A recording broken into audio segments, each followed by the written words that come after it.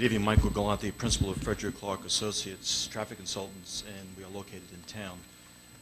If I may, I'll just give you a summary of the traffic report we prepared for the 12-unit townhouse type of development on Campfield Drive. All the graphics I have tonight are in the report itself, so there's nothing new that I'm showing you. And if I may, I'll just walk over and reference it. This is just for reference purposes, figure 2 from the report itself, and just to give you a reference of where the site is, this is the back of Fairfield Ward High School, Knapp's Highway, Knapp's Park Drive, and Campfield Drive, which wraps around through a residential neighborhood, Myro Street, Bloomfield Drive, and a large residential neighborhood itself. We conducted manual traffic counts at nearby intersections on both ends of Campfield Drive, typically the morning peak period from 7 to 9 a.m. and again from 4 to 6 p.m. in the evening. This is figure 3 from the report. It just gives you a graphic presentation of the site itself and the roadway system. Campfield Drive is right here. The site is on the outside of the curve itself. We conducted the counts at the either end of Knapp's Park Drive and Campfield Drive, and again at the Myro Street and the Campfield Drive intersection, and we identified the peak hour volumes from the traffic counts. The morning turned out to be a 7:30 to 8:30 a.m., and the afternoon was 4:15 to 5:15 p.m. The counts, of course, were extended beyond those peak hour conditions, but these are the peak hour volumes, and we use the peak hour volumes as a base condition, as you know. Reference purposes, the volume of traffic on Campfield Drive is anywhere from 40 to 100 vehicles on this end, and 40 to 50 vehicles on this end. Traffic is evenly split, but you have, for example, 52 vehicles turning left into Campfield Drive. It's not showing up on this section, so my guess is the pattern is Bloomfield Drive and through here, and that's probably some high school traffic in the morning. It just seems to fit the time period. In the afternoon, which is, of course, the same intersections, the volumes are on the low side of the reference points that I gave you, and the volume on Campfield Drive is in the range of 40 to 50 vehicles at both ends. Knapp's Park Drive has volumes ranging from about 50 vehicles to about 130 vehicles. I'm sorry, 200 vehicles, 130 vehicles to 200 vehicles. And this road, Knapp's Park Drive, is really functioning as the main road or the collector road serving the entire residential neighborhood. And that's based on the volume that we see on this road. And of course, it connects to Knapp's Highway, which is a much more higher level road serving the bigger area. Next step is to take these volumes. These are actually the end of 2009. They're from December 8th of 2009. And we expand them to 2011 condition by growing the traffic by 1% per year. There aren't any other major developments in this area, so we don't add traffic for other major developments, which we would if there were. Not yet. Not yet. You know something I don't know? Okay. Okay. Now, high school we did that a few years ago, as far as its changes. The next step is, of course, to determine what is the traffic that a development of 12 units would generate, and we use the standard trip rates from the ITE for this type of development, residential development, and we use 9 to 11 trips during the peak hours. And as you know, in traffic engineering, we deal with peak hour conditions, and the comment we normally hear and you hear is, well, everyone has 2 cars in their family, so how can it be? Could I just stop you, because I read that in your report, and boy, oh boy, 12 new homes where there was 1 home before, right by the high school, and remarkably, only a handful of extra car trips. Now, you had to do this based on what typically where you would find a condo complex. That's what it's based on, right? A 12-unit building, is that how you... The rates are based on a Right. townhouse condominium type of development. Just for informational purposes, I've been on the commission a little bit close to 4 years, and I was looking over my notes, and on about 9 significant decisions where there was traffic, and you appeared before us. Do you know how many times that you presented us anything where there was a significant degradation in traffic volumes where it wasn't insignificant or negligible? Out of the 9 times that I was just looking at over the 4 years, how would you guess? I don't recall the projects you looked at. Right. I'm just saying, over the last 4 years, 9 projects, how many times do you think you came before us and traffic was more than negligible of an impact on residential, commercial, whatever kind of stuff?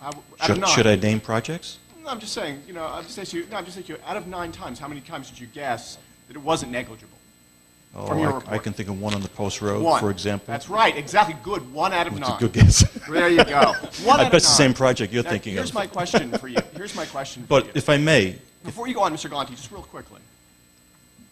This kind of development would normally, I would think, be near public transit. And I wondered where, if as part of your study, I didn't see it, I don't think that you have to do it as part of this kind of a study, but where, for example, would be the nearest bus stop? Where would be the access to public transportation? Because I used to jog through there, and there aren't any,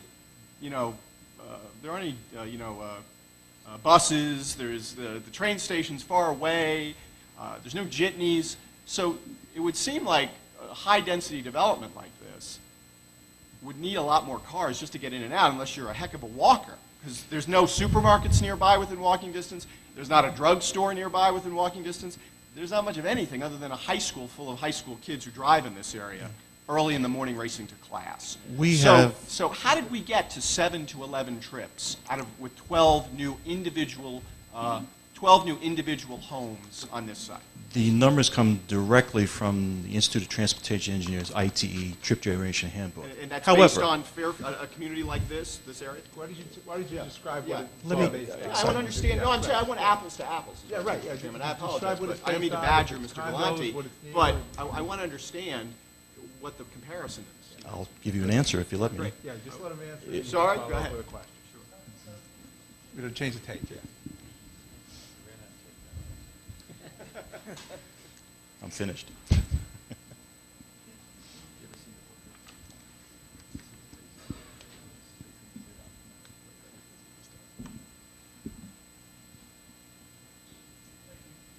Okay, Mike Galante, Frederick Clark Associates. The rates used here are from standard trip generation rates from ITE. We, Clark Associates, have done many projects throughout the state of Connecticut and New York State. I can think of one project where we went and actually did traffic counts at a condominium development such as this. It had some affordable units in it, and the rates came in lower than the book rates. In Fairfield? Happened to be Newtown. No buses. Yeah. Nothing nearby.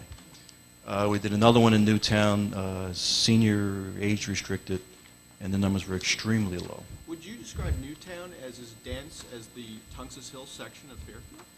Where we did the traffic counts in this, Residentially dense? They were that dense in in Newtown? in the development that I'm referring to, where we did the Very actual dense. traffic counts. I couldn't tell you if it was the same density, but it was certainly dense. It was a condominium townhouse type of development. No, not the development. No, the surrounding area, no. The Tunxus- surrounding area, no, it was right. not. Newtown, just so we're Right. clear, is a very new, broad, much, this used to be, farmland. And now Right. there's fewer, But there's much fewer houses in Newtown But than there are in the I am Tunxus Hill section comparing- of Fairfield, right? I am comparing trip rates for the same type of unit. Right. It doesn't matter what's around it. I'm giving you trip rates for a new development of 12 units here, and I'm using the book rates, if you will, ITE standards, and we have found that the rates are actually lower depending on where the development is. So I do feel comfortable with these rates, and we've gone out and counted we've counted my neighborhood, single-family homes, many years ago for a different project, before your 4-year period. And so we've gone back and we do check to see if the rates that ITE suggests we use, if they make sense. Same thing with commercial developments, school developments. It's the same process. We use typical rates. In many cases, we check to see if the rates make sense, and we've done that in Fairfield over the years to see if these rates make sense. And I do feel very comfortable, and I think it's correct to say that a unit will not generate 2 trips during a 1-hour period. Don't forget, we're talking about a 1-hour period. I've referred to my home many times here. 4 cars in my house. 4 cars do not leave my house during a 1-hour period. Well, Over a let me 3 or explain. 4-hour I period in the understand morning, what the you're answer is yes. But and I appreciate that. Yeah. But oftentimes when you present here, I think of that whole. And no knock on you. You do No, a no. terrific job. I hope you understand that completely. But when I was confronted with this, I couldn't help thinking in this neighborhood, I couldn't see how you weren't adding 18 to 20 to 24 potential cars. Because there are a lot of folks, Yep. even folks who are not. Who would be considered for the 4 units that would be affordable, who have some sort of driving trip, because you can't walk out of there to a bus. You're going to have to Correct. get in your car to get to the whatever income job you have. But you can walk to school. You could walk You can to walk school. here. You can walk here. That's absolutely true. They'll be able to walk here. That's right. Right. That'll be wonderful. Right. But regarding the rest of it, they're going to have to get in their car to go to the supermarket. They're going to have to go to their car to go to the drugstore. They're going to have to go to in their car to go to their job. And that's 12 new homes where Correct. there was one before on 9/10 of an acre. Correct. And that's only going to generate 10 or 11, well, you're saying per hour. Or 7. That's my point. We're dealing with a 1 hour period. I'm not standing here saying that that house or that unit will only have one car. Right. And that one car or half a trip is Okay. during the morning. Questions from Mr. Yeah, Leclerc? please, I'm Also, we sorry. wanted you to complete your presentation as well, Mr. Galante. It's my pleasure. This is my third hearing tonight, so There you I'm, go. you know, He's good to go. Yeah, exactly. First, I'll come early. Yeah. One of my concerns is the increase of traffic to dangerous levels. Should we approve the zone change, create the zone, and then change the zone in this neighborhood on Canfield Drive? And my question is this, the data that you're utilizing here to come up with number of trips, I take it that's based upon some empirical data across the United States, correct? Yes. It's not a data pool from Fairfield County, Connecticut, or communities that have our current affluence. And while this may be an affordable development, the vast majority of these units, 8 of the units, are going to be more affluent, market-based units. Correct, but I also didn't take any credit for an affordable unit. I'm taking a standard rate for a typical townhouse condominium type of unit. Would you agree that the number of vehicles that households maintain and have increases as the affluence increases? By just looking around Fairfield, the number of kids that have cars in any one of our neighborhoods. Yep. We don't have single-car families where mom and dad carpool or someone takes the bus, such as poor communities that surround us. But I bet if I went and did some traffic counts at some condominium development in town, and there are some we can do, I think you'd be surprised with the rates. They're not going to be as high as you think. And I say that because we've doing this a long time, but we do go back and count developments to see how they're doing and what their rates are.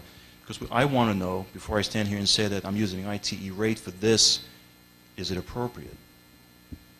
Did you do that? When was the last time you did a condominium count in Fairfield? In Fairfield? I haven't done any lately, but I've done condominium counts in other towns. Right, well, Sure. you mentioned Newtown. I mentioned Newtown. We had a little dialogue about how Newtown has a composite that's different from Fairfield. Yeah, but they're all driving from that development. They're all driving from that one. I understand. The question was really focused on your comment that you've done some empirical study to sort of prove up the ITE numbers. Right. Check them out. And so I think the relevant question really is whether you've done that with respect to condominiums in Fairfield. In the The town of answer is yes, Fairfield? great. In the town of Fairfield, no, not lately, no. We've done lots of work in town, of course, but no.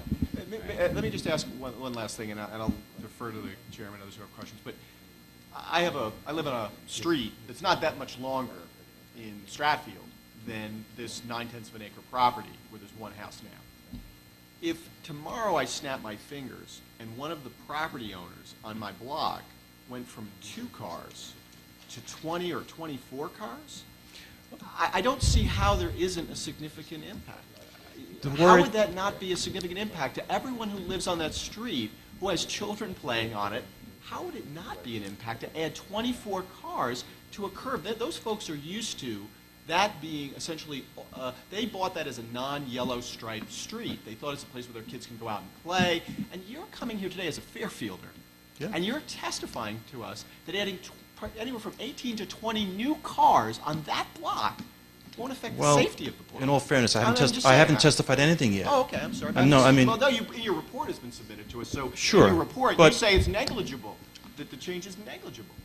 The word significant or insignificant is described by a traffic engineer, and that's how you know how I go through a process. Your some is have to But categorize certain. significant, I'm not standing here saying You're that saying it's there's, statistically insignificant. Okay, I'm sorry, I'm just trying to understand. Go ahead. I'm trying I to, think you got to let him just make You're his right, point. all right. I We apologize. I'm just disagree trying to with him, but we understand. don't want to have I too much apologize. back I and read forth. this. I was very I'd rather have surprised. him make his Sure. presentation and Sure, Mr. Chairman, ask I apologize. the That's term okay. significant, I'm not standing here saying that one home going to 12 homes is not an impact. I didn't say that. No, I didn't say that. Okay, sorry. The purpose of a traffic study is to determine what is the impact on a roadway system. We follow certain guidelines that we follow Connecticut Department of Transportation. Standards. DOT says I should use those rates that I've used. So I've used those. I determine impact. Sit on your hands. I was kidding. I didn't turn off your I'm Italian. I can talk with my hand. Go ahead, I'm sorry. When I get to the term insignificant impact, it's based on the results of a detailed analysis, which is based on delay. The results of this analysis, if I can jump to the conclusions, then we can certainly go back. I'm not Okay, go ahead. I'm running away from anything. I read it completely, and No, that's why. and, you know, I live in a neighborhood. I'm, you know, no different than you or anyone else in this room. But from a traffic engineering point of view, what is a significant impact? This study, levels of service do not change. Delay does not change significantly. It's in seconds. Based on traffic engineering practice, that's an insignificant impact. That's how I make that statement. I'm very clear and very careful about that statement. So I guess, in other words, is the idea that the cars coming out per hour, how they'll interact with other cars on other streets. Correct. That's what it is. It doesn't mean safety related to interaction on the street. It's strictly it's a statistical thing you're doing. It's based on Right. based on traffic volume, Right. and the measurement of significant versus insignificant is based on delay. And then there's a whole process that I go through on delay for a signalized intersection or a stop sign control intersection. The other part of this is safety, regardless of the traffic volumes. We're adding traffic. I'm not going to stand here and say we're not. I'll never use the word no impact. One car is an impact. It's how much of an impact.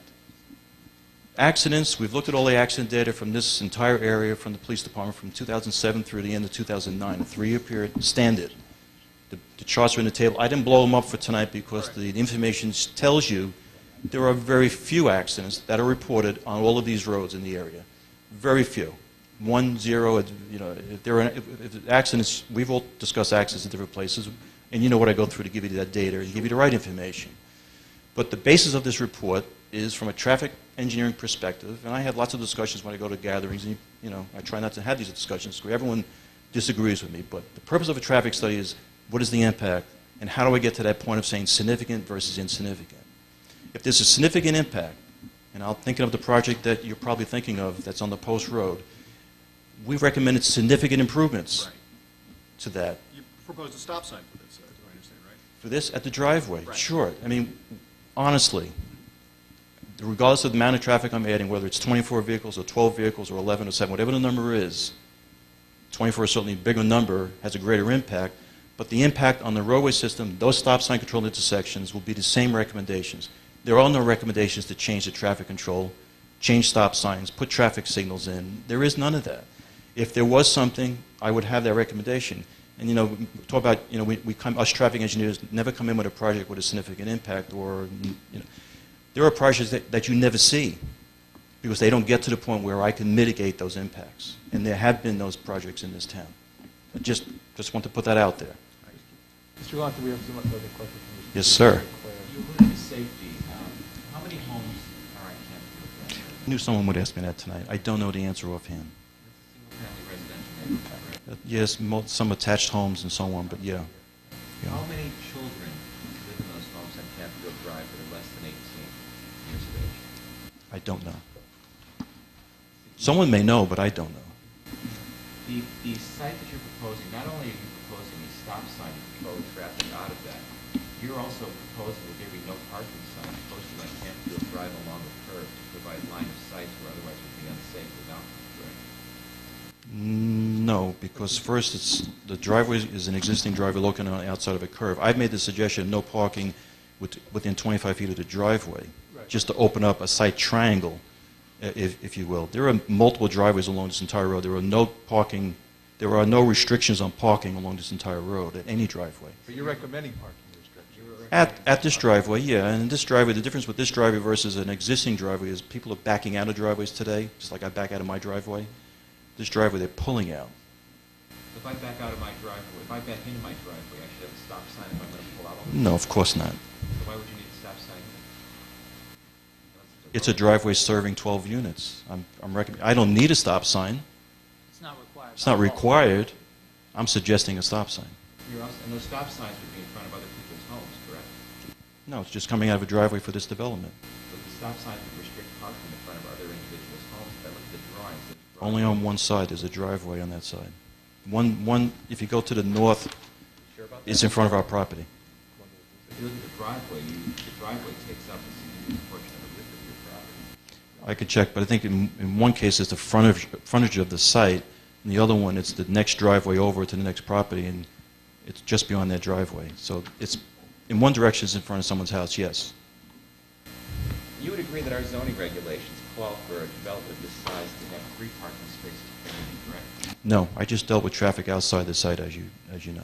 Or maybe, I'm sorry, but I dealt with just the traffic conditions outside. But our zoning, you think our zoning regulations in section 28.6. As far as parking Our zoning spaces? regulations of 28.6 mandate that this site have 3 parking spaces per unit. You have 12 units that would require 36 parking spaces. You don't have to agree, it's in our... No. If your regulations, then I have to agree with you, but I don't know it offhand. But if you're relating that to the traffic study, No. okay. No. Because you know my answer is, we're dealing with a 1 hour period. There may be 30 cars or 24 cars, whatever the number might be. With safety on the Right. safety issues more than Okay. but your issue is directly related to safety. I have no more questions. Thank you. Right. Yes, Commissioner Owens. Yeah, I have a question. You had said that the density of the area surrounding a condo would not have an impact on your decision about impact, about how many trips per hour. And that was why Newtown, you could compare it to Fairfield. I was wondering if there are no sort of, I guess, standards that change, because in a town like Newtown, you leave the house and you probably take 20 minutes to get somewhere. You run your errands, you probably stack them all together, and you come back an hour or 2 later. Here, you run your kid to school, you run home. You run down to Black Rock Turnpike, you pick something up, you run home. You're very densely populated and near several commercial/school areas. I would imagine that that would have a very significant impact on the number of trips per hour. You don't think that? No, I would have to disagree with you. Yeah. I'm sorry? Except you're obviously not a mom. I'm married to one.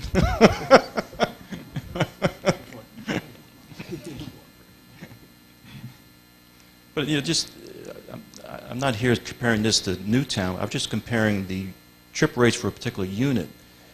The traffic I'm generating for this particular development is the only way it's directly related to what's going on around is by the base traffic counts that I'm using as a base condition. Because this is in the middle of a denser neighborhood, that doesn't mean I increase the rate for this particular unit. It's the same, that unit's generating some level of traffic. I hear what you're saying. Okay? And one of my concerns with parking too, Mr. Conti, is that, these units, whether 2 per unit, whatever, there's a garage, the garage gets filled up. Just in terms of spillover onto the street and the need for on-street parking, I'm just not sure that 31 parking spaces, including some of them, 12 that are actually in a garage, Right. which might have stuff in it, are going to be adequate to support 12 units. And that would be my. And then where do people go from there? Well, they're parking here or on the street or Right. filling up Canfield Drive. And anytime we're pushing cars to on-street parking, it is a concern. Sure. Especially Sure. on a small street.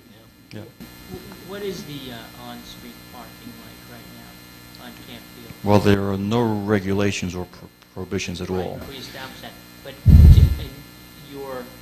do you know whether people park, whether residents and visitors park on the street Sure. regularly?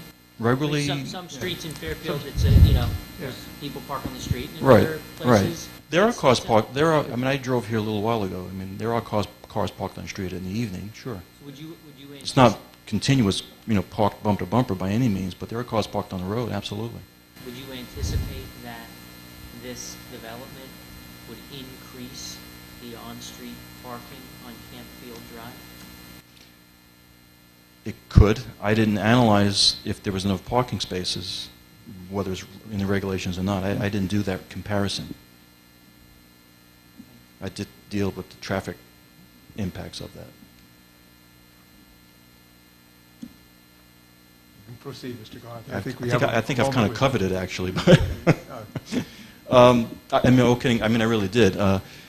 we did the traffic counts, the counts at the intersections. We identified the volumes. We expand that traffic to a future design year. We estimate the amount of site traffic based on the 12 units using ITE trip generation rates, if you will. We've done counts at other facilities in lots of different places. And I do hear this comment often that, well, how can a townhouse or a condominium generate half a trip per peak hour? Or even a single-family home is 0.7 trips during a peak hour. It's a 1 hour period, not a multiple hour, commuter period in the morning. So I do feel comfortable with the rates that are used here. If we were to increase the rate and increase the amount of site traffic and analyze it with a higher level of traffic, the results of the analyses, which eventually gets to levels of service and delay, it's not going to really change that much because these roads, while there are certainly volume, traffic on these roads, the delay is not a significant delay where we're having impacts. What about So, safety? Safety on Campfield Drive. That's why I made the recommendation to open up the driveway so you have a sight line. But if there was an increase in number of trips, in the hypothetical, that it wasn't 7 to 10, that it was more like 15 to 20, what impact would that have on the safety on Campfield? Well, you have to start determining, well, how does your safety change by adding a car onto a roadway? Is there more of a chance of an accident or, God forbid, hitting a child or something? As you increase volume, there has to be a better chance of something happening, but because I'm adding traffic, that doesn't make the road more unsafe, if I can say it that way. I think I see what you mean. You know what I You're mean? not altering the roadway. Right. But I think the relative question is whether the increased trips produce a greater risk to the residents and the pedestrians on that street. Well, there's certainly a higher level of volume. Whatever the volume is, there's more of a chance of something happening, but I can't stand here and say that 12 more trips or 25 more trips will make this road unsafe. I can't say that. Okay? You didn't study that either. No.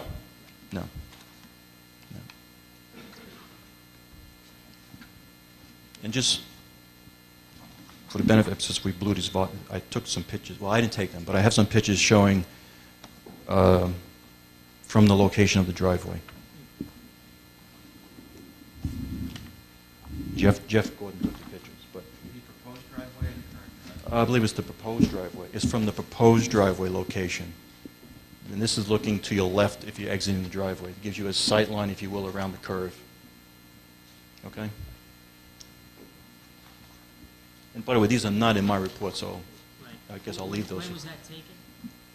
Where? When? When? Yesterday? Yesterday. That's why there's a blue tint. I'm sorry, 4:30 p.m.? It gives you a reference of cars parked That's... at the end of the day. This is at the driveway looking to your right in the opposite direction. And I've been down this road multiple times over the last year or so, and you'll see cars parked like this. You may see some more cars parked in the evening, but it's generally this type of road. There are cars parked on the street, but it's sporadic. There are lots of driveways on this road. Give us the perspective again, that is taken From from where? the location of the proposed driveway looking to your right when exiting. Is that taken from the center of the proposed driveway, or what is that location in relation to the proposed driveway?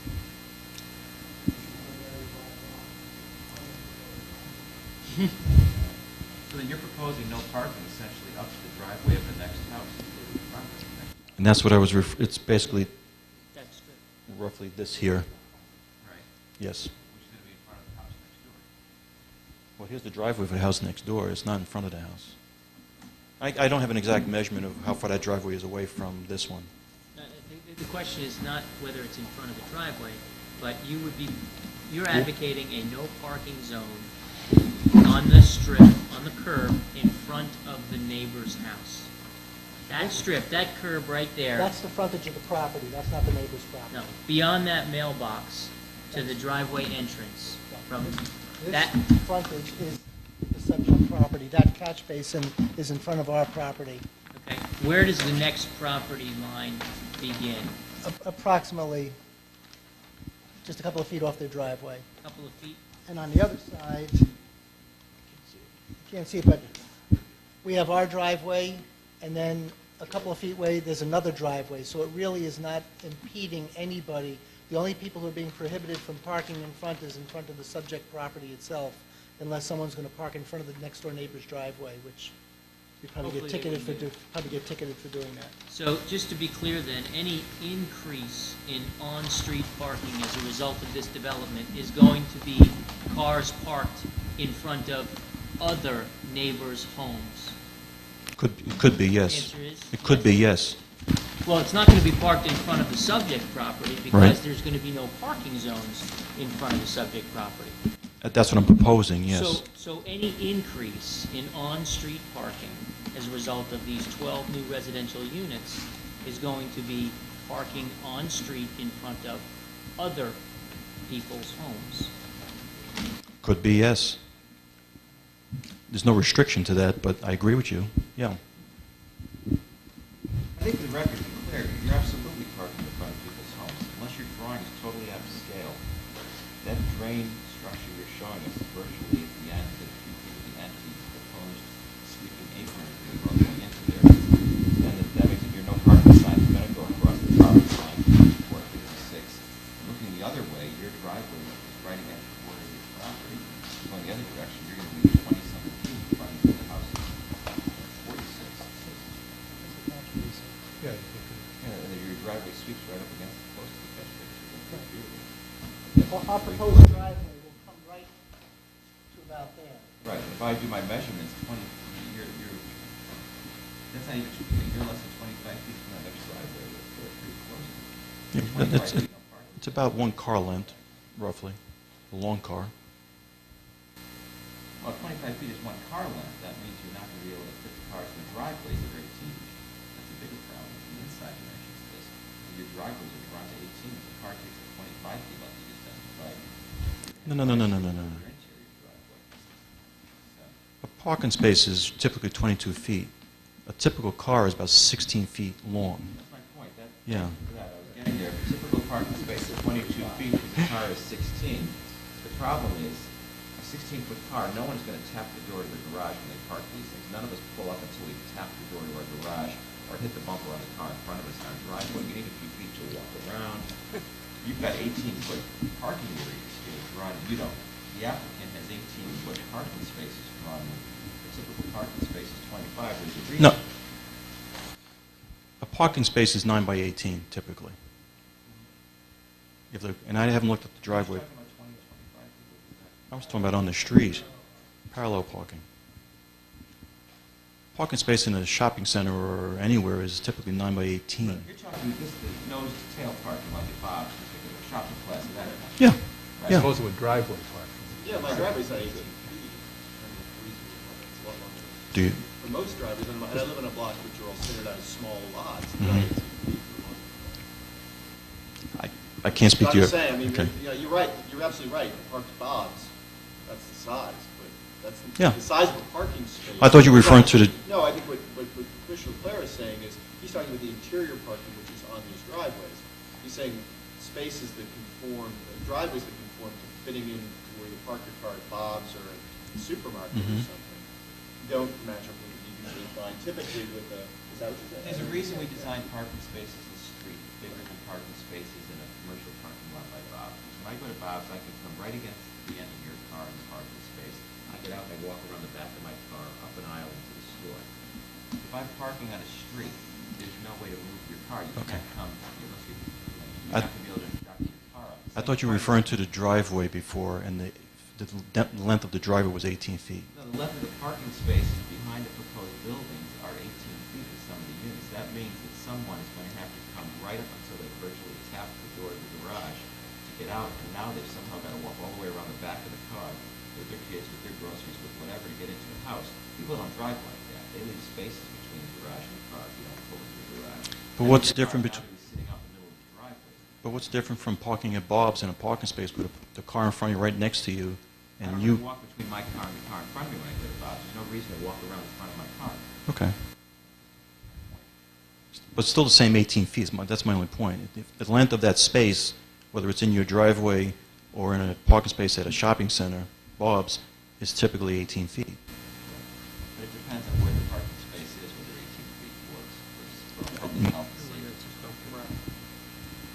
Because if the spots, if the spaces internally are uncomfortably small, and people are parking, you know, with a little bit of room for their garage doors and such, they're going to be more likely to park on the street in front of other people's property. Or more importantly, they're likely not to pull in, they're likely to park like all of us do in our driveways away from our garage, so that God forbid there's an emergency and the fire apparatus has to come in, first responder, to get to the last unit by the high school, doesn't fit. Now we have a bigger problem.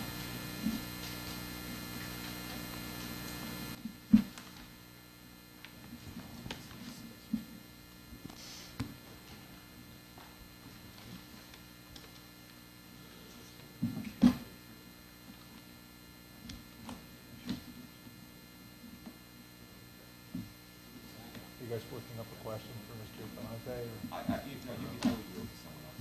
Does anybody, yeah, Mr. Suter. I just have one more Yes, sir. fairly quick question. Your trip generation figures don't take into account any visitors to the complex or parties that might be thrown by people in the complex. In other words, 12 units are gonna The fill. trip rates account for everything that's occurring during a peak period in the morning and again in the afternoon. It could include a UPS truck coming in the afternoon to make a delivery. It's not limited to just a resident when you do that trip rate. Okay? Blanket estimate for all types. For all traffic going to a particular development, and it's based on per unit. And there are, I'm sorry, there are 5 parking spaces internally for visitors to 12 residential I think they said 7. 7? Wagner, but still, it's, I think that's Seven, still. 7 visitor parking spaces for 12 residential units. And you don't think that there's going to be an increase in on-street parking? As I said before, I didn't analyze the parking conditions. I was strictly traffic. I'm not going to stand here and say that 7 spaces for guest parking is adequate or not, because I haven't studied it. Okay? Sir, thank you. Thank you. We have other questions for Mr. Galante? No? We'll go back to Mr. Rationale then. Thank you for your time, Mr. My Galante, pleasure. for Thank you. everything for us tonight. We appreciate it.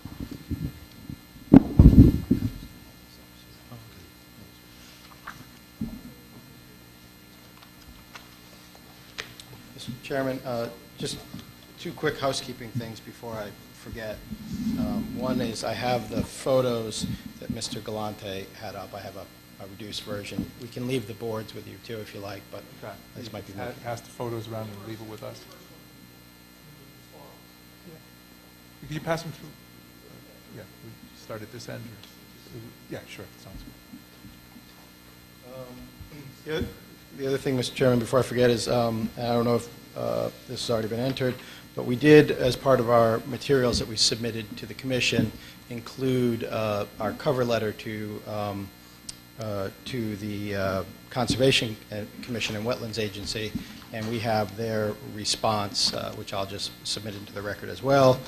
We had asked for a determination of no regulated activities based on the absence of any wetlands on the site, and they concurred. So that's, I'll just provide that letter as well. Great, thank you.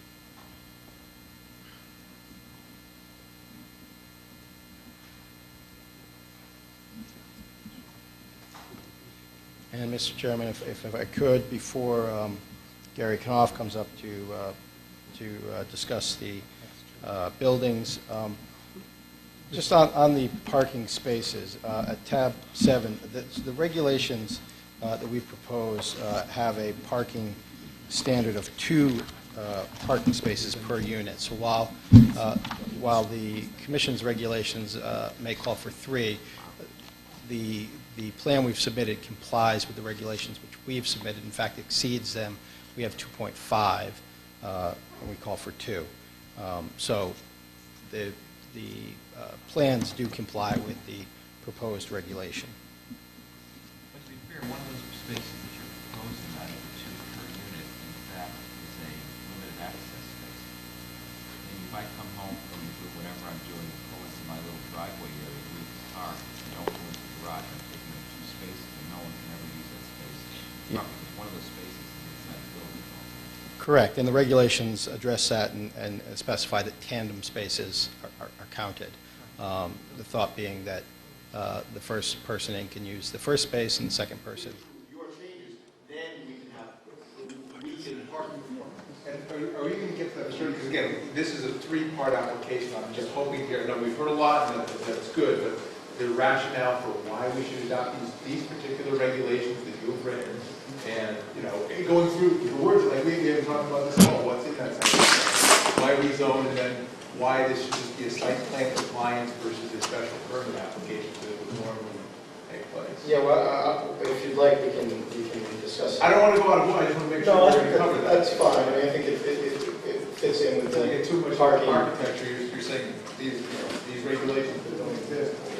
What is the rationale for us adopting? Well, right. So, again, this is sort of maybe one area where this diverges from what you traditionally receive. We customarily apply for these items together. A zone text amendment, a zone change to the new zone text, and a site plan. And I'll answer exactly the questions you asked. So with regard to the why do we need a zoning regulation, it is true that the courts have said that we don't, strictly speaking, need a zoning regulation. We could simply apply with our site plan. The reason that we propose a zoning text regulation is because if we didn't, we would end up with a non-conforming use, which just creates issues for both financing of the project, but also for future residents whenever they need to make any change at all, they need a variance. So the law anticipates and allows us to seek a zone text amendment. It's simply a better, more orderly way of building these projects than coming in with a site plan and saying, don't worry, we'll just take the site plan and live with it. Now, that said, we have in other communities, commissions have done that. They've said, well, we don't like your zone text amendment, but we'll approve your site plan. That's not what we'd like, but the law, you know, the law does say that we could go ahead. You've written a 5-page section here, which is nice, but it applies to one property. And let me, if I could just explain that, and I know you have a question. Right, so, well, that's another good point. So we write this specifically to apply to one property. And there's a reason. We don't mind. If you want to expand this and apply to other properties, and frankly, you know, there might be some value in that.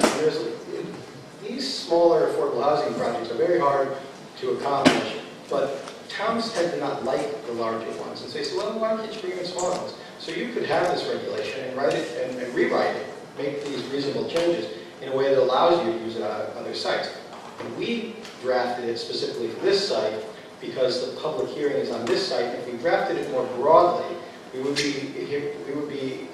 be asking us questions about, well, how many sites does this apply to, and how do we analyze this all over town? So we've crafted it narrowly. We certainly have no objection if you want to craft it more broadly. So that's why it only applies to this site. And so what is the rationale for reduction in parking from 3 spaces to 2? Well, our experience is a lot of sites are overparked, and we have a lot of experience in that. We've had traffic consultants, we've asked to do actual traffic utilization studies where they've gone out and looked at them. And there are other communities also. Not every community has the same minimum requirement. So we believe that 2.5 is adequate. Again, not everyone's going to have a visitor at the same time. Not every household is going to even have 2 cars. So, you know, as an average, we think that's appropriate. And again, there is on-street parking. There really is no prohibition. You know, the way it is now, if the existing house has overflow, they park on the street. And new residents would have the same opportunity.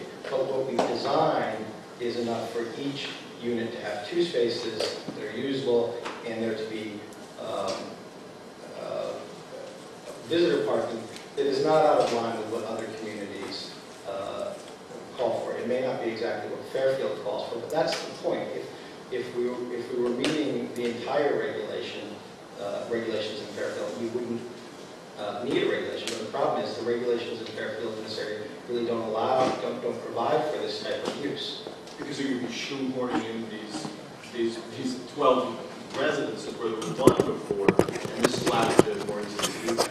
Well, say, 4 residences where there was one before. Now you're doing 12, and have 8 market rate of units that can be sold in Fairfield right in the middle of mostly single family. I obviously wouldn't use the word shoehorning, but it provides us the design flexibility. But again, the point is, the existing conditions are not generating affordable housing. The existing zoning regulations are not generating But the existing affordable parking housing. regulations are meant to provide for public safety. Well, again, that's... In the past view of the commission, one of the tests for ensuring the safety of the public are parking regulations. For example, we have commercial developers who are very frustrated over the fact that we require 5 spaces per 1,000 square feet for, say, a shopping center versus 4 spaces in Westport. Right. But we don't change our regulations to help those developers to make a huge profit to build a shopping center any more than perhaps we would make a change here for you to build 8 market rate condos in a residential neighborhood on a site that had 1 house on it. Well, this isn't the first time the issue has come up. I mean, it has been litigated, and we've had parking rates as low as 1.9 per unit approved by the courts. But I think this is where that test comes in. I mean, just to, again, I know this is a little different than the usual format, but you're taking what you perceive to be a risk, this idea that there might be overflow parking, and you have to play that out. Well, okay, if there is, what's going to happen? First of all, how likely is it that it's going to happen? We're talking the difference between 2.5 and 3 spaces per unit. So if there is a half a space that needs to park on the street, or there are instances, the street already allows for parking. So how different is that car on the street as a safety measure than the car that's already parked on the street, provided there are enough spaces? So you have to... Are you asking that? I mean, No, I'm saying you're going to have to quantify that in your head. Hypothetical, right. I'm saying like on, say, a typical small block where I live that's very densely, if you add 6 or 8 cars to my block, I can assure you with the teenagers driving and everything through, and kids on bicycles, that would affect the safety of that road. Well, you're going to have to quantify that. You're going to have to say, first of all, how likely is it that it's going to happen? Right. Second, what is the real public health and safety risk? I mean, that the car's parked on the street. And then you have to weigh that against your need for affordable housing and decide. I mean, that's really your task. And this gets back to the question. And I would, if I could, I would just say, I mean, I live in New Haven. I have parking up and down both sides of my street.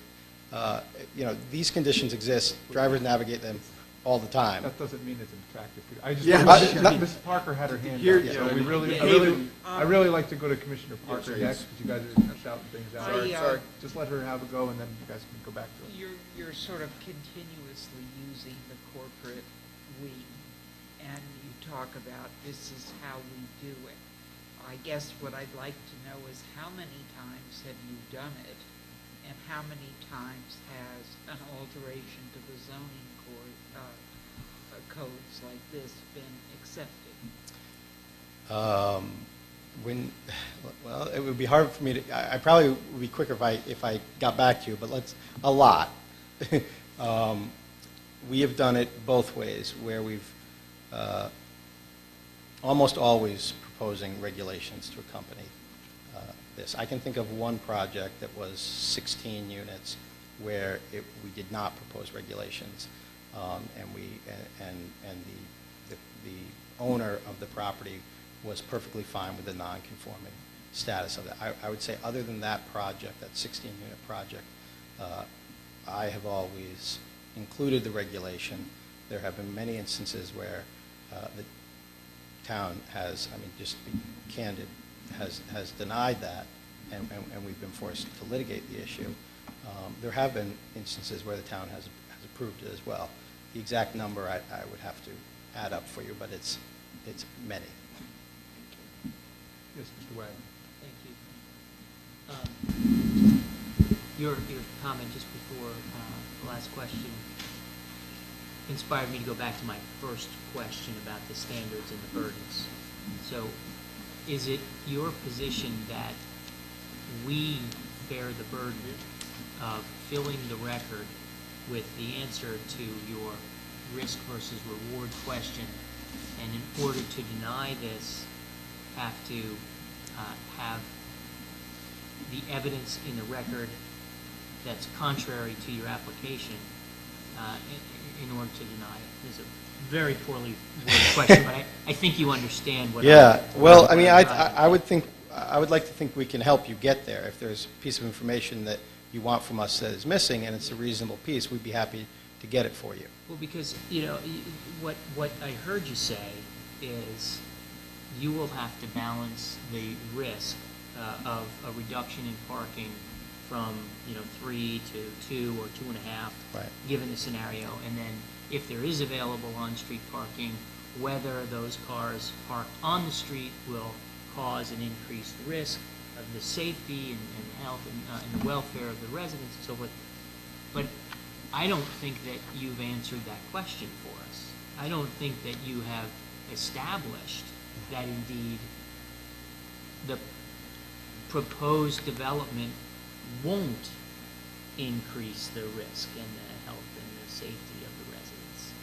And so that's really what I'm trying to get at. Well, the balancing is really, that is the commission's task. The information is our task. So if there's information that you think would be helpful in helping you, again, we'd be happy to provide it. Okay.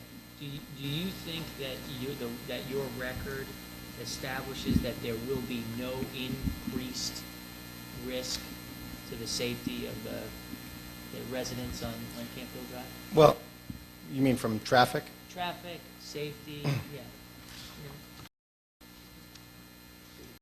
Every language action is- carries a risk. The language is protecting the public interest in health, safety, or other legitimate matter.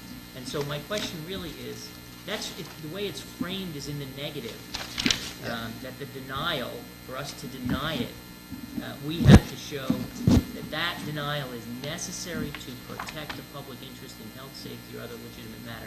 And my question is, in the inverse of that, do you believe that your record has shown us that there is no detriment to the Yes. project Yes. will pose to the health, safety, or other legitimate matter that we might consider? Yes. I'm not, obviously, there's a changing condition. We're not replacing what's there with the same thing. But yes, in terms of the test of necessary to protect what is a substantial public health and safety interest, I do think that the materials we provided in our packet demonstrate that there is not such a risk. There may be things that are different than your regulations, but remember, nonconformity with your existing regulations is not a public health and safety risk. You have to look at the purpose. No, absolutely. Well, I might beg to differ with that. Well, based No, on no, I the wouldn't comments differ. that No, hold on, no. Let me just say, no. And I don't, sorry, Mr. Chairman, you know us to call out. No, we also shouldn't, Right. debate legal We're matters not, with the we're not. applicant. Look, We've the got- applicant is we've got not here to do jurisdiction. our work for us. Absolutely. All I would Just say ask is, some questions. as a matter of clarification, the memo we've all seen, Kaufman and Mikowski talk about the idea that even if the commission states that what otherwise might qualify as a valid public interest, the court must overturn the commission if the decision if the record doesn't contain sufficient evidence, the commission fails to connect the concerns, et cetera. That's not So we're something gonna, you present. that's not something that the presenter has to provide for us. Their job is they believe that they come here with the expectation that they believe that they have a good application. It's us to make that choice. Right, but They can't tell us that, right? It's us to do that Right. in our deliberations, Duration. in our consideration, not to have, debate. yeah, I mean, he's not. But let me Yeah, add, you're supposed to put the best case on you can to say that the need, Right, believe but let me- is worth. but let I me add want to here- understand that he He's not here to tell believes us. that he has put on that case. Right. Well, You yeah. want to ask him And why that- he has it, why Yeah, he you thinks can- he has, and that's a fair question. Yeah, okay. I agree. All right, But- okay. Yeah, right, no, I'm But- saying that's a fair question. Determining what the burden is, we'll have to contend with that. Right. I But- understand. My next question was to ask where do we have that in the materials to show a rationale for the reduction of the parking spaces. Right. You spoke of your own personal experience. You spoke of these studies that you have had. I did not see a study in the record which provided a rationale that the reduction in parking from 3 to 2 or 2.5, had no impact on the safety of the residents on Campfield Drive. well, And so I'm asking you if it is in there to point it out to me. yeah, there is no study, there is no actual traffic utilization study contained in this. We have conducted them in the past, and the courts have looked at this issue and have not found 3 to be a magic number for parking spaces. In fact, have agreed that even less than 2 has been acceptable. And was that in Fairfield? That was in Fairfield County, no, not in Fairfield. But Largely What depending town on was the that? size of the development. For something that's 1 to 4 units, it is 2. But for 12, it's 3. So it depends on, and again, our regulations crafted to protect our public health, welfare, and safety. That's what it dictates. That's what I'm trying But to- if I may, I mean, let me back up here, maybe towards the beginning of our presentation about, our job is to assist you, and our goal is to get an approval. Obviously, with a project of this size, we would like to get an approval. Would you consider this a big project? I would, big is it loaded, you mean it You large? said a project of this size. A project Would of you this do a size, big 12 project? units. No, what I mean is 12 units, which is, when you're trying to make the economics of affordable housing work, is not a large project. Obviously, the more units you have, the easier the economics of having the affordable portion. So we obviously picked this project. We think it's a good project. We wouldn't have brought it here if we didn't. We think it's an area that can accommodate it. We think it's an appropriate use in the area, and we'd like to persuade you of that. So, again, that's our goal. If there's information that you want that we can reasonably provide, that's what we're here to do. That doesn't mean that it will comply with every component of your existing zoning regulations, because if it did, we wouldn't be proposing an affordable housing development under the statute. We would simply be coming in with a traditional zoning application. So, No, Gary- thank you for answering the question. so, Gary, Good evening, Mr. Chairman, members of the commission. My name is Gary Knopf, and I am the manager of Landco Holdings, the applicant here tonight. I do business at 6527 Main Street in Trumbull. I wanted to give you a little bit of information on the plan, and if you refer to tab 6 in the booklets that you have, you'll see a smaller version of this rendition.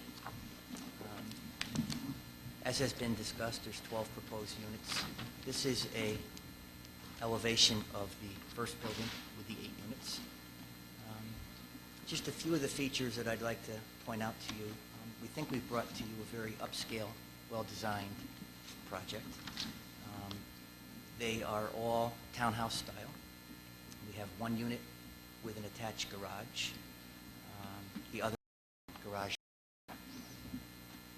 The exterior features that I think are important to note is that we've done architectural roofing. Designed with the dormers, some small peaks, some columns. We tried to make each individual unit look a little bit different for you again. Same continuity. In addition to the architectural roofing, these are maintenance-free proposed buildings. A mix of, or a blend, I should say, of clapboard style, the shingle, cedar impressions, along with the scallop detail that you can see in some of the peaks. We also have columns, and we also have a little bit of the decking in the front with the fencing to break up the routine of the buildings, if you may. We have also, I think a nice touch is to put a cultured stone veneer on the exterior, on the lower levels of the units. And as you can see, we've arched some of the garages and some square. So I think it's a very interesting design, a nice look. I think a look that is certainly typical of other units in Fairfield as to its design. The units range in size from 1,800 to 2,300 feet. They are all 2 bedrooms units. And the plans are in front of you as well. It's pretty typical townhouse living. We're not reinventing the wheel here. Living room, dining room, open kitchen on level 1. Level 2 is the bedrooms with 2 full baths. And the laundry is also on the upper level. Can I ask you a couple questions about materials? The columns and the fencing materials are by the way, I just want to say, I like this design very much. Good, It thank really you. is attractive. I love the choices of roof pitch. I mean, aesthetics isn't kind of at the end of the day where a decision goes, but I really like the choices here. Well, thank you. They're really nice work. A lot of time was spent. But if I could ask you about the materials. Sure. The columns and things like that, are they synthetics or are they wood? Composite. Composite. Composite. Again, the idea being very maintenance-free. Yeah, go for it. Clapboard's made of, I'm sorry? you said it was a clapboard type Vinyl. base impressions. Yeah. So it is a solid vinyl or a thin vinyl? You mean the gauge, the thickness? I'm not sure, I'm not sure I Because follow can you, have sir. So this is the multi-clapboard vinyl sheets that you then interlock. Yeah, three So actually, not and three similar styles. to like an extruded plastic clapboard or composite clapboard, which are then dealt No, with this is by- actually, this would be like a certainty type of vinyl siding. We're looking to mix up, as I said, the cedar impressions, which are that shingle look, with the clapboard, the long horizontal look, and some of the decorative items are the scalloped edges that we've put in, along with some of the window heads, which are 5 And your brick, you're talking about a Veneer, 1-inch thin, veneer. cultured stone, so to speak, yes. And you're not using the real stuff for cost? No, actually, as opposed to what, putting real field stone? Real stone, real brick. Well, it's actually real stone, it's just cut thin. It's Right. a little easier to apply. Cost-wise, it's not much different than real stone. It's just a lot easier to apply. It's not a cheap product by any means. It's a nice product. No, I do not. This is the typical elevation, but the other units, this is the only unit with the attached garage. The other is just as you see there. How tall are the buildings? Jeff, do you have the heights? To the mid, They were calculated by the architect. They're somewhere in the package. are they, I mean, to the midpoint of the roof line is where, how we measure heights. I just don't know. I don't want to give you a number. It's not- they're on Really, the legend. subject to testing your new regulations, but I'm just.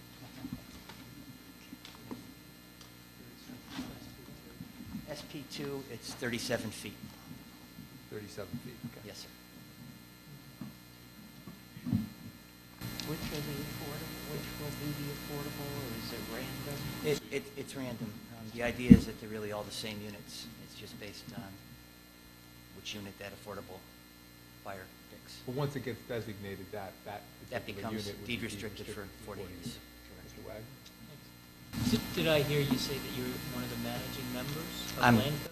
Yes, I am. And have you done one of these projects before? Several, many. And Where- some of those? It's okay. Trumbull, for example. Yes, sir. So, and you've used, Mr. Reinl, I believe his name is? Renali, Matt. Reinl. He mentioned that he had done several in the past, and he's assisted you with that? He has. His firm has. His firm, right. So can you give us some examples of other areas where you've done similar developments? Sure. I have a long history of developing real estate, and the first affordable development I did was Carriage House Crossing in Trumbull. 18 units on 5 acres with 2 acres of wetlands, or 1 acre of wetlands. Single detached units we did. I might add that the parking, and I tell you, I would encourage you, if you ever get up to Trumbull, to take a ride by. It's right across from St. Joseph's Manor. A lovely community with 18 units. There happened to be a three-family on the three-family on the property. So 3 of the 18 units were the existing three-family, and then we built 15 additional singles. Attracted a very nice group of people. Not a child in there. One couple that bought younger had a baby and left, moved off to a different home. And as I sit here today, there's not one child in there. Very familiar with the project, know the people very well. And that was a similar situation where you had an amendment to the zoning regulations? Exactly. and Fought it out in affordable Trumbull, housing fought it and- out. It was a very hard sell in Trumbull for, Bob Cinto did the first one on White Plains Road in Trumbull called Rosebud Village. We mimicked his regulation, but again, it was a regulation that was pretty much particular to his particular piece of property. What have you done in Darien? I haven't done anything in Darien. I don't know where that came from. That wasn't me. You're going to have that conversation later. Yeah. No, I figured probably you'd done a couple of projects, because I know they've had quite a few down there. Yeah. So when you say you fought it out, what do you mean by The commission, in many ways, the same things you're concerned about tonight, your concerns over parking. We had 6 visitor parkings with 15 units on the street in the cul-de-sac. So visitor parking hasn't been an issue. The fear that there's going to be children. I don't see this as a particular facility I'm marketing to families primarily. I mean, I've been a broker for 30 years. This product is really designed for singles, couples, okay? Whether they're downsizing, singles and couples, or whether they're young couples getting started. My experience over the years has not been that this is going to generate lots and lots of people, or lots and lots of cars, to be very honest with you. Are there any other projects that you'd like to mention that you've done? Yeah, I had one on Reservoir Avenue. It's called Hawthorne Ridge. What is it? Hawthorne Ridge, 39 units on 5.5 acres. And Bridgeport. Trumbull. Trumbull. I'll say to you that started out as an affordable, and it ended up as an age-restricted. Age restricted? Age-restricted. That was a 64 units originally, and we were about 2 weeks away from getting approved in court, and we worked out a 39-unit age-restricted compromise. That's not what I'm getting at here, but just so you know when you go and look at it, it's not an affordable. It's the same product. Have you ever built a development like this on a 1-acre lot, 0.9-acre lot? No, but I don't see the density as being an issue because of the size. Most of to be very honest with you, this is one of the smaller projects I've done. I started with 5 units in 1984, and I've been up to 130 units. And they're not. And I've done age-restricted. I've done assisted living, straight condominiums, affordable. Trying to do what's right for the property. I see this as a very viable project. I don't see 12 units as being highly dense. It may be a little more dense than what you're accustomed to, but I don't see it as being a highly dense. Well, in an area where you have single-family homes. Well, there are a lot of duplexes and multifamilies over there. I'll say that. I mean, I know the area pretty well. Been over there many times. So it's not your typical single-family, Correct. 1-acre lots. It's there's high density as neighborhoods go already to begin with. And, you say it's not, the density is not that much of an issue for you, but if it was less dense, it might comply with our regulations. If you did, 6 units and you had 18 spots, then we wouldn't have to amend that regulation. So, I'm trying to understand the need for 12 units on 0.9 acres in this area of Fairfield. Mm-hmm. And that's what I'm looking for. And then I'm trying to look at other projects and say, where is this coming from? And to what result? Well, can I ask? Yeah, go ahead. Well, I mean, what I'm asking is this sort of like your opening bid?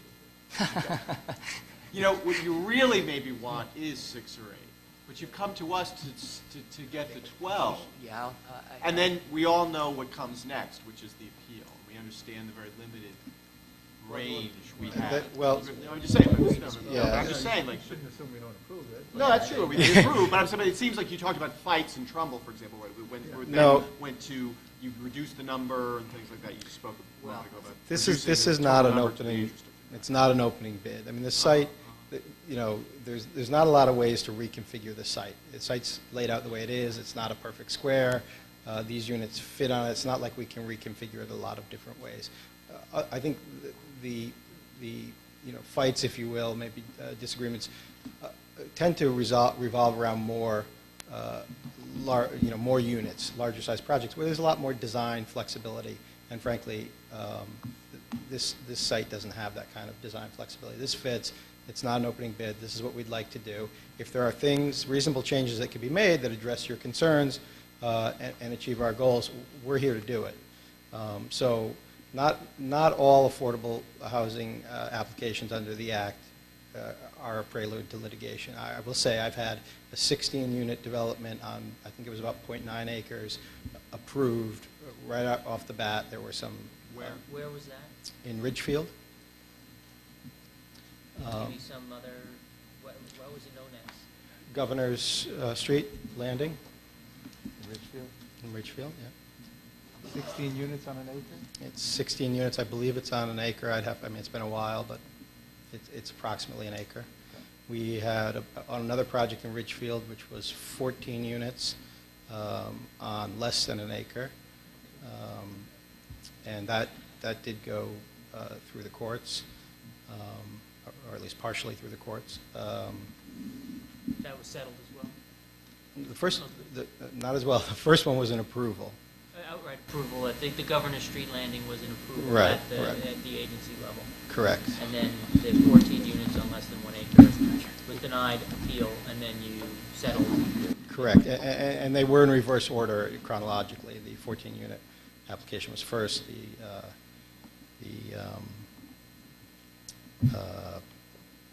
16-unit was second. We've also done in How Rid- close, I'm sorry to interrupt you, how close geographically in Ridgefield are these 30 units of affordable housing? Are you familiar with Ridgefield? Yeah. They're sort of at opposite ends of Main Street, not perfectly, but the 14-unit one was near the northern end of Main Street. 35. Yeah, the northern end of it as you're driving out of town going Right. towards 7. And the other one is on the southern end if you're driving the other way going towards Wilton, but Governor Street intersects with Main Street and it's downhill. So they're probably a mile as the crow flies, sure. We've also done 14 units per acre in Ridgefield on another project. It was 50 units on 3 acres. I think it might have been 3 acres. No, it might have 5 acres, but with some restrictions. So, we've done this density. We've done it on 1 acre lots. We've done it on smaller lots.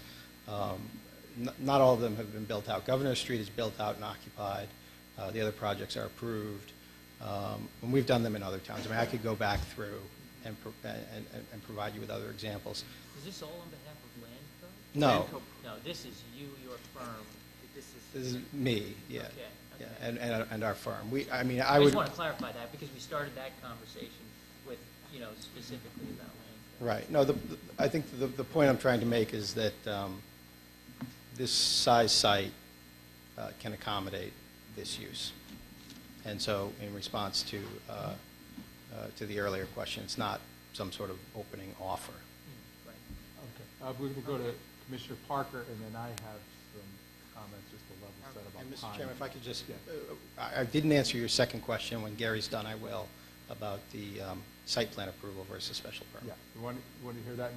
Mr. I Parker would got a ask question. you, I would Yes. ask you in terms of the affordable units, if Yes. we were to approve this and you were to build it, if you were unable to sell the units, 20,000 or 40,000 is a rather large down payment for people to raise. What would you then, they have a deed restriction on them, what would you then try to do with the units if you couldn't sell them? Well, certainly the intent would be to sell them. They're priced, accordingly.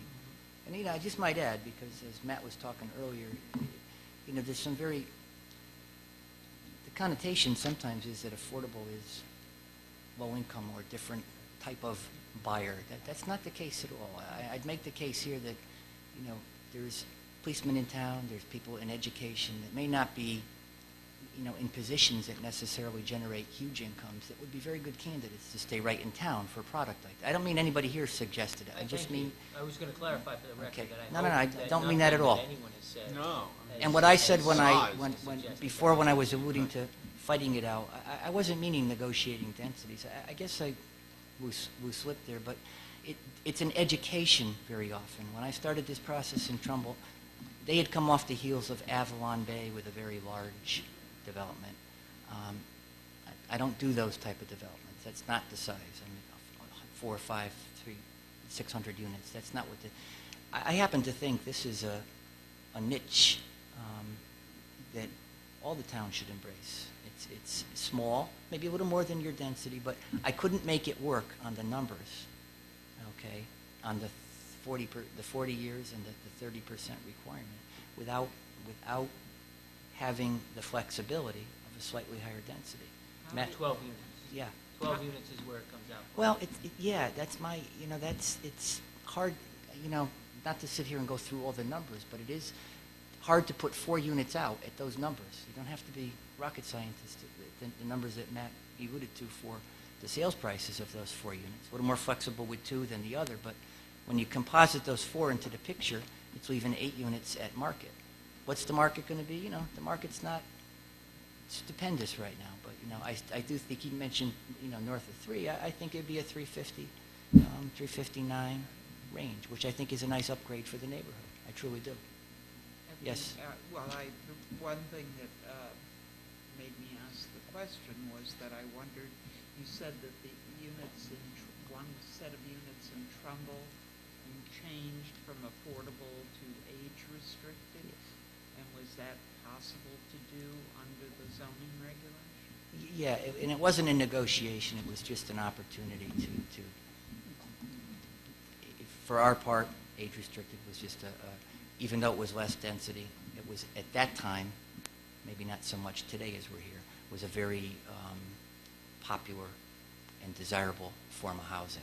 So it wasn't that we were looking to get off the affordable and negotiate. We were just another opportunity where the regulation arose. And when we took out the affordable component and did the numbers, the 39 adjusted units worked out for us. But, you know, I think it's a lovely project. It's not, you can see this isn't some box building with cheap facade. It's like you'd see if it were any other community in Fairfield. I spent a lot of time looking around Fairfield. Nearby communities that are small like this. I don't know what all your densities are. I didn't go there, but you have a lot of small condo projects in town that are worthy of these are worthy of. I think stand up right up to them. Anything else, Mr. Knopf? I'm all set. Knopf? Can Knopf. I just clear up Give it. just one tiny thing? With him? Yeah, with- Yeah, I know. We're Just, already past just wanna, curfew, so, oh, absolutely, okay. But you're the landowner? I mean, you own the property? I'm the contract You're the purchaser, contract. yes. Who, I mean, I guess, yeah, who owns the land? How did you know, I'm trying to understand this. You know, somebody at one point owned a ranch there with all Yes. their other neighbors. Well, they still do. And that, so the person I'm who owns the subject to ranch. it. Still there, and I'm just Right. subject to the approvals, and then I will. Then you become the owner, in other I words? will become the owner once the approvals are in I see. place. So the Yes. contract. Contract Right, purchase. so eventually it becomes your property. Correct. But right now it's a Fairfield or a local resident. That's who correct. Yeah, Decided the to property reach out owner. to you, or did you reach out to them? I reached out to them. You said, here's an opportunity. Yeah.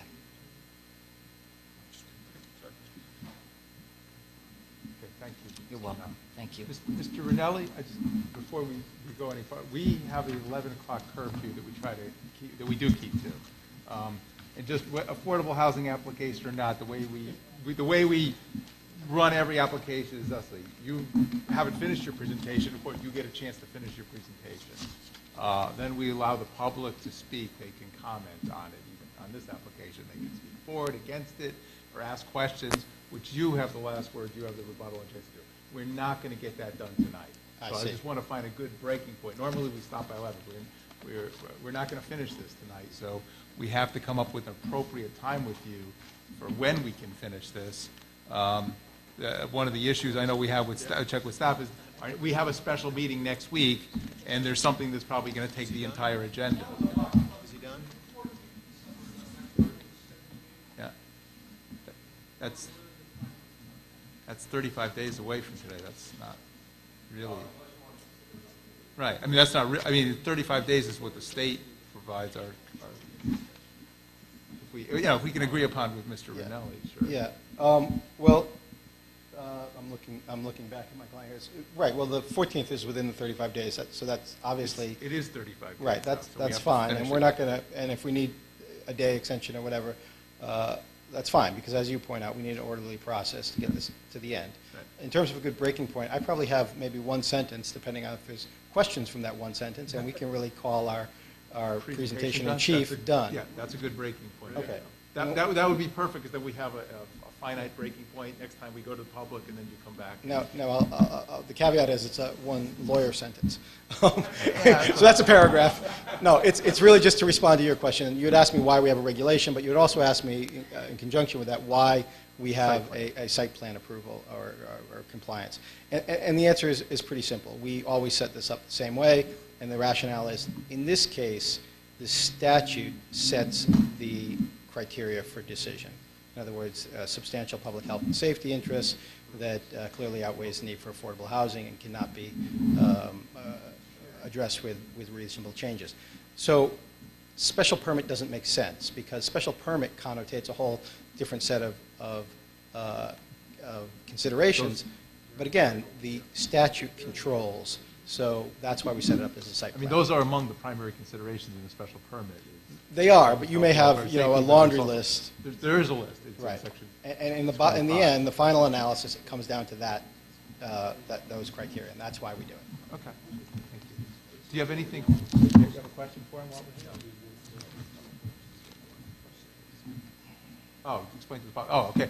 Public, members of the public that came out tonight, you will get to speak. I'm sorry you didn't get to speak tonight, but we ran up to our time, and we don't generally let the public speak until the applicant is finished. That way, you can respond to everything he said, and then he does get the last word, not just in this, but in any other application. So he has the opportunity to rebut or comment or respond to anything that he hears. So we will have another meeting on December 14th. I'm sorry you spent 3 hours here tonight, but hopefully you learned more about the application, and if you do come to the next meeting, you'll have a chance to speak. And if you want to review copies of anything, you can go to the zoning office down at Town Hall at Sullivan Hall.